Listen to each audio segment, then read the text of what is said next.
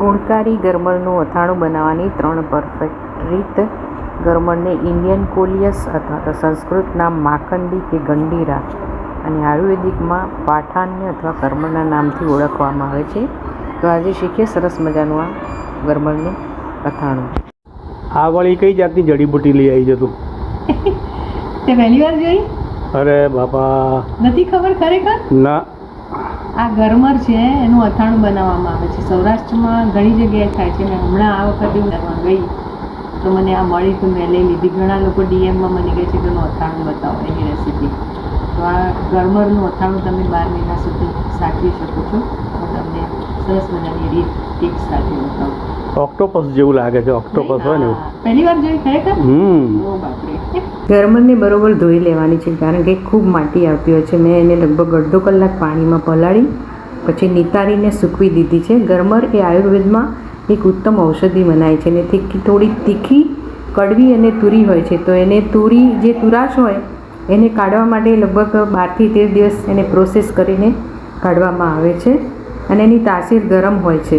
તો આવી રીતે ધોયા પછી મેં એને પાણીમાં નિતારી અને એની છોલ ઉતારી દઈએ છીએ. અને છોલ ઉતારી એટલે ઘણી ભાગની માટી નીકળી જશે, પણ તમારે છોલ ઉતારો એવી તરત પાણીમાં ડૂબાડૂબ નાખવાની, પછી એ પાણી કાઢી નાખવાનું છે, કારણ કે થોડી ઘણી માટી હોય તો પણ નીકળી જાય. જો તમે એમનેમ રાખશો તો ગરમર તરત કાળી પડવા માંડશે. તો મેં પાણીમાં જ આવી રીતે છોલતી ગઈ અને પાણીમાં હું આવી રીતે નાખતી ગઈ અને બધી સાફ કરી લીધી. ગરમર ખાવાના ફાયદા સાથે ઘણા બધા ગેરફાયદા પણ છે, એટલે હંમેશા તમારે ખાવી હોય તો આયુર્વેદિકના નિષ્ણાત કે ડૉક્ટરની સલાહ મુજબ સેવન કરવું. તો આવી રીતે પાણી બોટલમાં લઈ અને પાણીમાં ડૂબાડૂબ રાખી છે. જેટલી કડી એની તીખી, કડવી અને તુરાશ હોય નીકળી જાય.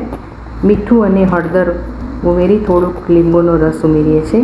હવે આને આથી દેવાની છે. સાથે સાથે હું એક કેરીનો ગોટલો ઉમેરું છું, જેથી ખટાશ પણ સરસ પકડશે અને બધી તુરાશ નીકળી જશે. તો રીતે 3 કેરીના ગોટલા મેં ઉમેરી દીધા છે. બરોબર હલાવી ઢાંકણું ઢાંકી એને 3 દિવસ છોડી દેવાની છે. 3 દિવસ પછી જોઈ શકો છો કે હવે થોડો કલર બદલાયો છે. ઢાંકણું ખોલી અને ફરીથી પાણી કાઢી નાખવાનું છે. પાણી કાઢી ચોખ્ખું પાણી ઉમેરીને ફરીથી ગોટલાને ધોઈને ઉમેરી દેવાના છે અને ડૂબાડૂબ રાખવાનું છે. જો મીઠું કે હળદર તમને ઓછું લાગે તો તમારે ઉમેરવાનું છે. મીઠું મેં થોડું ઉમેર્યું છે અને થોડું મીઠું, કારણ કે પાણીમાં નીકળી જતું હોય છે. હવે ઢાંકણું ઢાંકી અને ફરીથી 3 દિવસ માટે એને છોડી દઈએ છીએ. હવે ફરીથી બીજા 3 દિવસ પછી પાણીને ચેક કરી લઈએ છીએ અને આ પાણી કાઢી ગોટલા બદલી નાખીએ છીએ અને બીજા નવા ગોટલા મૂકીને ફરીથી 3 દિવસ એને મીઠું કે હળદર જરૂર લાગે તો ઉમેરવાની છે. અને જ્યારે હવે અથાઈ જાય ત્યારે ચાખી લેવાની છે કે એની તુરાશ નીકળી જાય તો આ તમારે ખાવા લાયક થઈ ગઈ છે. મેં ફરીથી હળદર અને મીઠું ઉમેરી લીધું છે. કેરીના પાણીની ખટાશમાં એટલી બધી સરસ લાગે છે, તમે ટ્રાય કરજો. ઘણા લીંબુ પણ નાખતા હોય છે. તો હવે આ ગોટલાને મેં થઈ ગઈ છે, કાઢી નાખ્યા છે. આને ધોઈને સૂકવીને તમે ગોટલી કાઢીને ગોટલીનો મુખવાસ પણ બનાવી શકો છો. તો જોઈ શકો છો કે અહીંયા એક મેં કેરી લીધી છે. આપણે આમાંથી 3 જુદા જુદા ગરમરના અથાણા બનાવવાના છે. કેરીને ધોઈ કોરી કરી અને કટકા કરી લઈએ છીએ. છોલી લીધી છે. એમાં મીઠું ને હળદર ઉમેરી થોડી વાર રાખીએ છીએ. 3-4 કલાક રાખી એને નિતારી દઈએ છીએ અને ત્યારબાદ એક કપડા ઉપર એને કોરી થવા દઈએ છીએ. અને અહીંયા ગરમર પણ મેં કાઢી લીધી છે, એને પણ પંખા નીચે સુકાવા દઈએ છીએ. 3 થી 4 કલાકમાં બધી ડ્રાય થઈ ગઈ છે. હવે પહેલું અથાણું એક કાચની બોટલમાં ગરમરને ઉમેરી દઈએ છીએ અને સાથે સાથે હળદર, મીઠું અને લીંબુવાળું પાણી ઉમેરી દઈએ છીએ, જેની ખટાશથી તમે ફ્રીજમાં અને 12 મહિના સાચવી શકો છો. વચ્ચે જરૂર લાગે તો પાણી બદલી નાખવાનું અને આ ફ્રીજમાં સાચવવાની છે. બહુ જ સરસ રહેશે. તમે આ રીતે પણ અથાણું ખાઈ શકો છો. અડધો કપ મેથી લીધી છે, એને કોર્સલી ગ્રાઇન્ડ કરવાની છે અને જરૂર લાગે તો તમારે ચાળી પણ લેવાની છે. મારે સરસ મજાની થઈ ગઈ છે એટલે હું વાસણમાં લઈ લઉં છું. વાસણમાં લઈ અને ફરતે ગોળ કરી લેવાનું છે અને એમાં 1 ટેબલ સ્પૂન રાઈના કુરિયા લઈએ છીએ. જો તમારે આ મસાલો ન બનાવવો હોય તો તમે તૈયાર પણ આચાર મસાલો ઉમેરી શકો છો. અને હા, વચ્ચે એમાં હિંગ ઉમેરી દઈએ છીએ. 1 કપ તેલને ધુમાડો નીકળે ત્યાં સુધી ગરમ કરવાનું છે. તેલ બરોબર ગરમ થાય પછી 1 મિનિટ પછી જ મસાલામાં ઉમેરવાનું છે. અહીંયા મેં તેલ થોડું વધારે ગરમ કર્યું છે, ઠંડુ પડશે પછી આપણે અથાણામાં ઉમેરવાનું જ હોય છે, એટલે તેલ થોડું વધારે જ ગરમ કરવાનું. તમે આમાં સરસ્યું પણ વાપરી શકો છો. દરેકની ચોઈસ પર આધાર રહે છે. જો તેલ બરોબર ગરમ થઈ ગયું છે હવે એને ઉમેરીએ. આની સાથે સાથે તમે વરિયાળી અને ધાણા પણ ઉમેરી શકો છો. કલોંજી આપણા ગુજરાતીઓ બહુ ખાતા નથી. તેલને મેં બહુ જ ગરમ કર્યું છે. ગરમ કરેલું તેલ 1 મિનિટ રાહ જોઈ અને મસાલામાં ઉમેરી દઈએ છીએ. મિક્સ કરી ઢાંકીને ઠંડુ થવા દઈએ છીએ. મસાલો ઠંડો થઈ જાય એટલે શેકીને રાખેલું મીઠું ઉમેરવાનું છે. હું હંમેશા કહેતી હોઉં છું કે અથાણાની સિઝન શરૂ થાય તો મીઠાને શેકીને ઠંડુ પાડીને ભરી રાખવાનું. તો બધું મેઝરમેન્ટ મેં ઇંગ્લિશમાં ઉપર આપ્યું જ છે. અને જરૂર મુજબ મરચું અને હળદર ઉમેરીએ છીએ. અહીંયા થોડુંક મને મરચું ઓછું લાગ્યું, મેં પાછળથી બીજું ઉમેર્યું છે, બીજી ચમચી.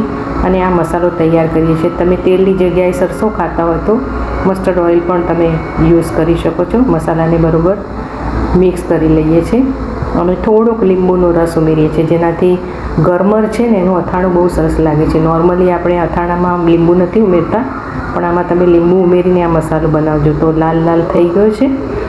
અને હવે એમાં ગરમર ઉમેરી દઈએ છીએ. 1 કપ મેં ગરમર ઉમેરી છે અને સાથે સાથે 1 કપ કેરીના છાડિયા. આ બંનેના મિશ્રણમાં બહુ સરસ લાગે છે. ગરમર ઊભી કાપી છે એટલે મેં છાડિયા ઊભા કાપ્યા છે, જેથી દેખાવમાં પણ સરસ લાગે. હવે બાકી રહેલું વધારાનું તેલ ઉમેરીને કાચની સ્વચ્છ બરણીમાં ડૂબાડૂબ તમારે સ્ટોર કરવાનું છે. આને તમે તેલથી ડૂબાડૂબ રાખશો તો બહાર પણ સચવાશે અને ફ્રીજમાં પણ સચવાશે. જો લાલ રાખવું હોય તો ફ્રીજમાં સાચવજો. તો આને કાચના બાઉલમાં તેલથી ડૂબાડૂબ રાખી ફ્રીજમાં સ્ટોર કરીએ. 1 કપ રાઈના કુરિયા બજારમાં તૈયાર મળે છે લીધા છે.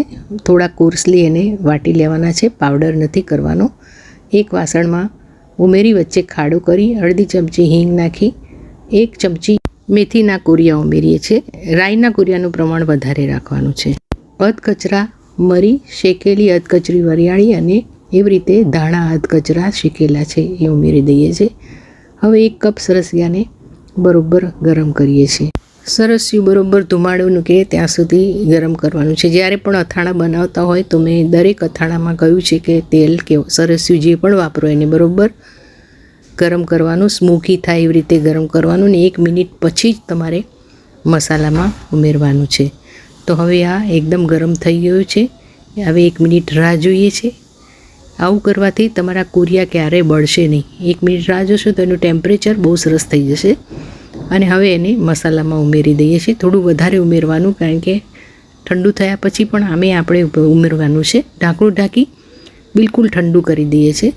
ત્યારબાદ શેકેલું મીઠું લઈએ છીએ. શેકેલું મીઠું જ લેવું, કારણ કે મીઠામાં પાણીનો ભાગ હોય છે જે અથાણામાં ફંગસ લાવે છે. લીંબુનો રસ ઉમેરીને 1 કપ ગરમર ઉમેરી દઈએ છીએ. તમે આની સાથે લસણ, ગુંદા કોઈ પણ કોમ્બિનેશન ઉમેરીને ગરમરનું અથાણું બનાવી શકો છો.